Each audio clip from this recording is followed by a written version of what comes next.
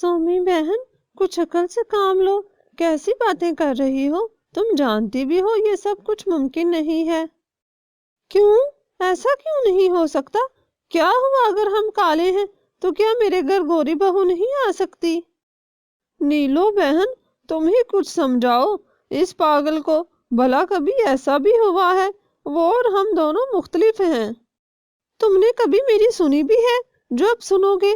اگر تم نے تب میری سن لی ہوتی تو آج یہ دن نہیں آتا۔ تب بھی میں نے کہا تھا نا کہ بطخ کے انڈے چرا لاؤ، ہمارے بچے بھی سفید اور خوش شکل ہوتے۔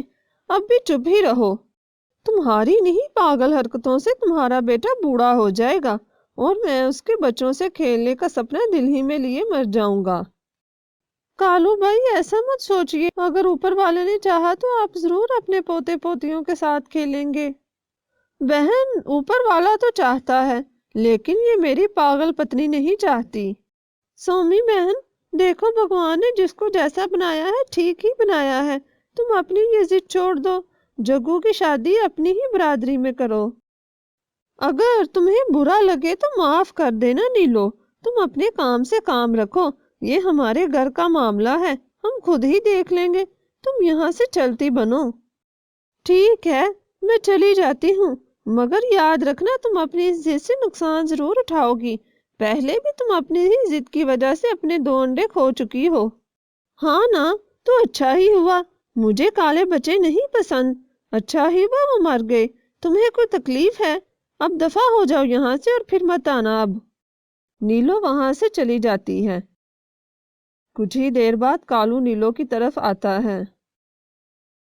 نیلو بہن، تم سومی کی باتوں کا برا مت منانا، تمہیں تو پتا ہے کہ وہ اپنی ضد کے آگے کسی کی بھی نہیں سنتی۔ جانتی ہوں میں کالو بھائی، میں آپ سے ناراض نہیں ہوں۔ وہ خود ہی بطخ کے پاس جاتی ہے۔ نمستے مانو بہن۔ نمستے کالی، کیسے آنا ہوا؟ کافی دنوں بعد آئی ہو۔ ہاں مانو بہن، بس وقت ہی نہیں ملتا۔ تمہاری بیٹی نظر نہیں آ رہی؟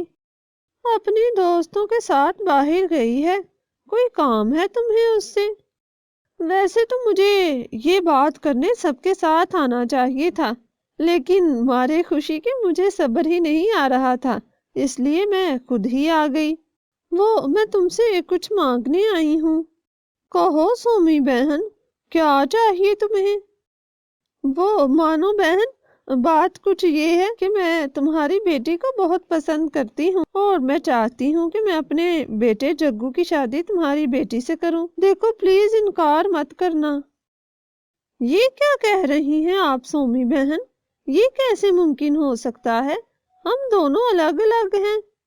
کیوں نہیں ہو سکتا؟ تم جو کہو گی میں ماننے کو تیار ہوں، بس انکار مت کرنا۔ تمہاری بیٹی بہت خوش رہے گی، رانی بنا کر رکھوں گی میں اسے۔ سومی، کچھ عقل سے کام لو، ایسا کبھی نہیں ہو سکتا، اور جاؤ یہاں سے۔ ابھی تو میں جا رہی ہوں لیکن پھر آؤں گی، تم ایک بار سوچنا ضرور، تمہاری بیٹی بہت خوش رہے گی۔ یہ کہہ کر سومی وہاں سے چلی جاتی ہیں۔ پتہ نہیں کیسے کیسے لوگ منہ اٹھا کر آ جاتے ہیں، کچھ بھی مانگ لیتے ہیں، عقل سے کام ہی نہیں لیتے۔ سومی گھر آتی ہے۔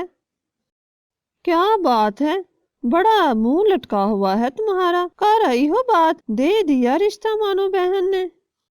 میرا زیادہ دماغ خراب کرنے کی ضرورت نہیں ہے، مان جائیں گی وہ، اگر تم لوگ میرے ساتھ چلتے تو ابھی مان جاتی۔ ہم لوگ تو تمہارے ساتھ کبھی نہیں جائیں گے اور تمہارا یہ سپنا کبھی نہیں پورا ہوگا۔ کافی دن یوں ہی گزر جاتے ہیں، کوئی بھی سومی کی بات پر کان نہیں دھرتا۔ یہ کیا، ان لوگوں کو تو میری کوئی پرواہ ہی نہیں ہے، کچھ اور ہی سوچنا ہوگا۔ ابھی جاتی ہوں۔ میری بات غور سے سن لو تم لوگ، اگر تم لوگ میرے ساتھ بطخ بہن کے پاس صبح تک نہیں گئے تو میں بھی کچھ نہیں کھاؤں پیوں گی۔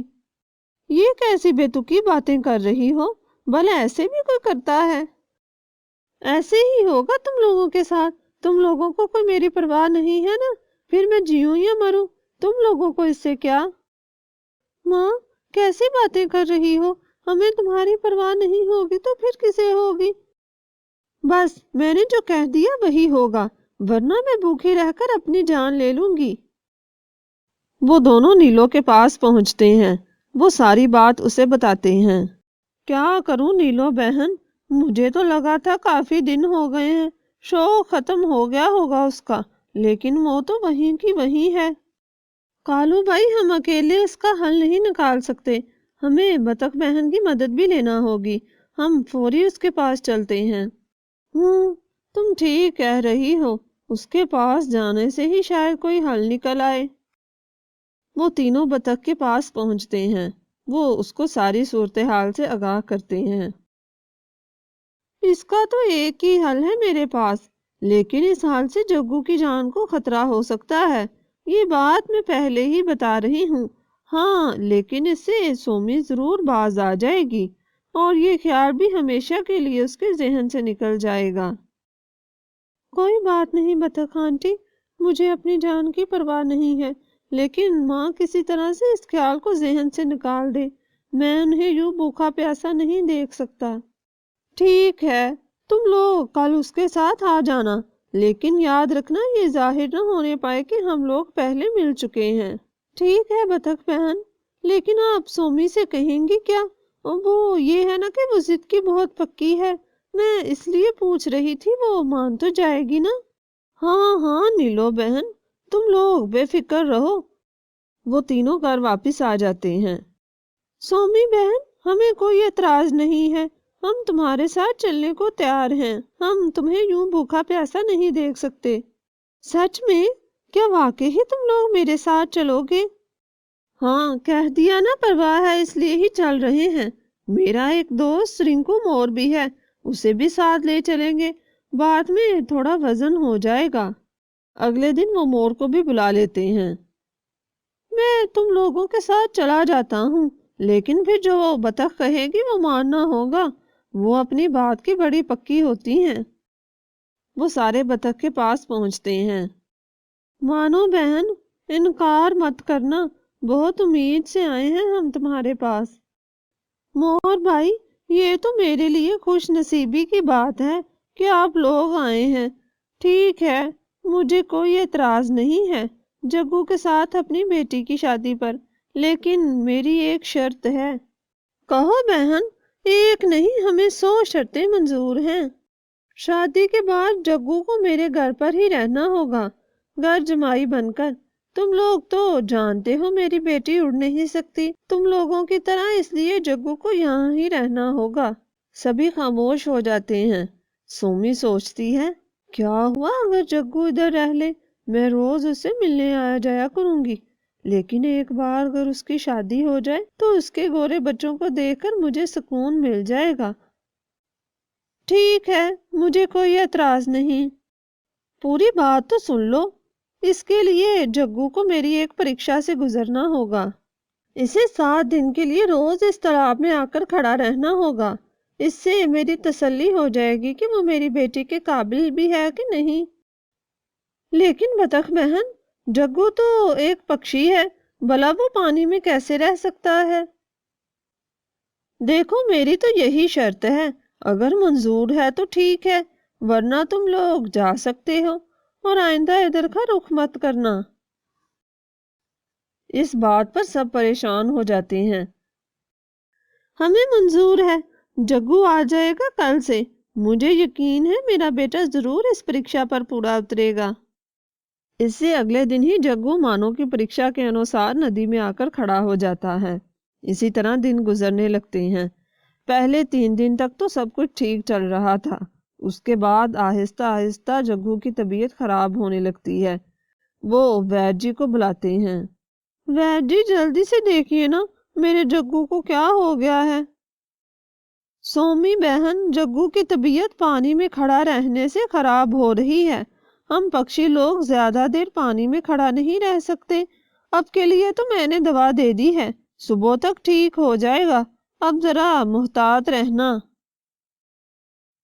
اگلے دن سومی پھر جگو کو جانے کا کہتی ہے۔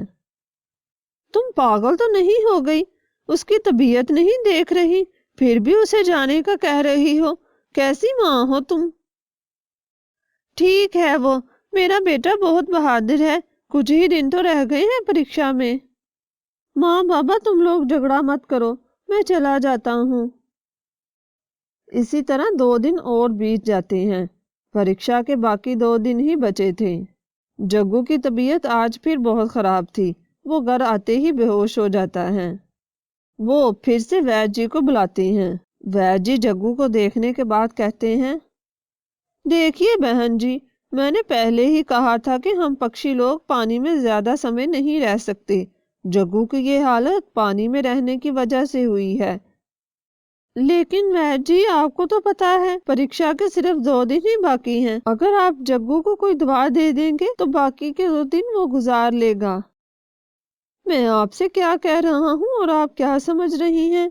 इसकी हालत तो देखिए, ये 2 दिन तो क्या 2 घंटे भी पानी में रहा तो इसकी जान भी जा सकती है। फिर भी मेरा काम था बताना। अगर तुम लोगों को इसकी जान प्यारी नहीं है तो ठीक है, आप लोगों की मर्जी। सोमी, अपनी जिद छोड़ दो। जग्गू हमारा इकलौता बेटा है।